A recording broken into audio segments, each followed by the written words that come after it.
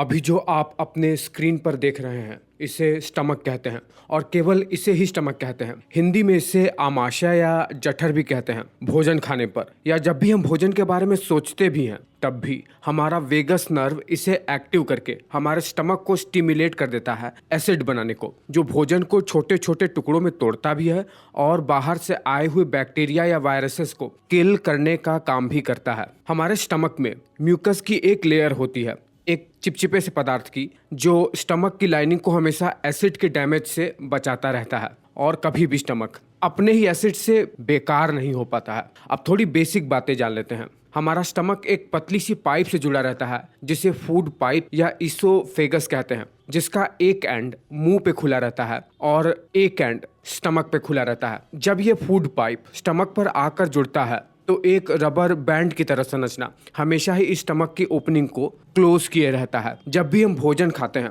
तब ये rubber band की तरह संरचना ओपन होकर फूड को स्टमक में ले जाती है और उसके तुरंत बाद ही ये क्लोज भी हो जाती है। इस तरह की संरचना को स्फिंक्टर कहते हैं और पर्टिकुलरली इस स्टमक के ऊपर वाले स्फिंक्टर को लोअर इसोफेजियल स्फिंक्टर कहते हैं।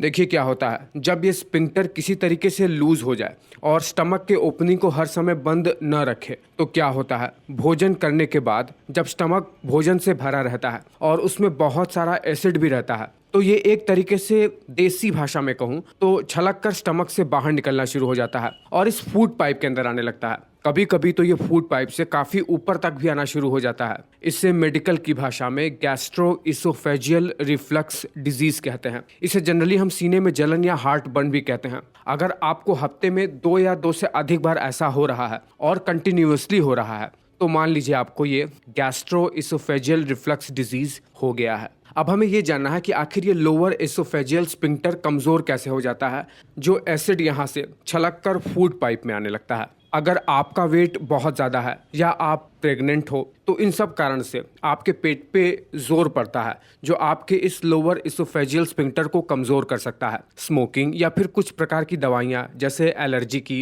एंटी डिप्रेसेंट, या फिर आपका स्टमक का ऊपरी हिस्सा ही डायाफ्राम के छेद से खिसक कर ऊपर की ओर चला जाए, जिसे हाइटल हार्निया कहते हैं। इससे एसिड बहुत ही आसानी से ईसोफेगस से ऊपर की तरफ मूव होने लगता है।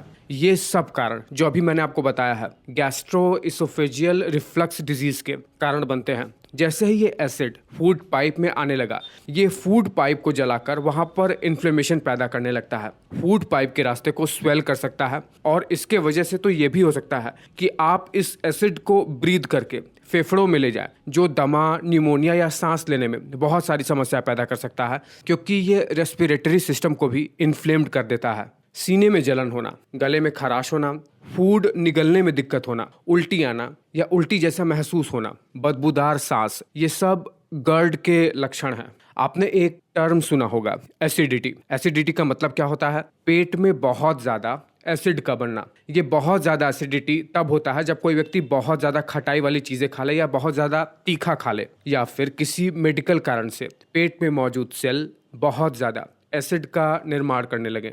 आगे हम उन सब के बारे में जानेंगे, लेकिन फिलहाल आपको ये भी बता दें कि ये एसिडिटी भी, ये बढ़ी हुई एसिड गैस्ट्रोइसोफेजियल रिफ्लक्स डिजीज का कारण बन सकता है। उम्मीद कर रहा हूँ कि छोटे से वीडियो में मैं आपको एसिड रिफ्लक्स बहुत ही ढंग से समझा पाया हूँ।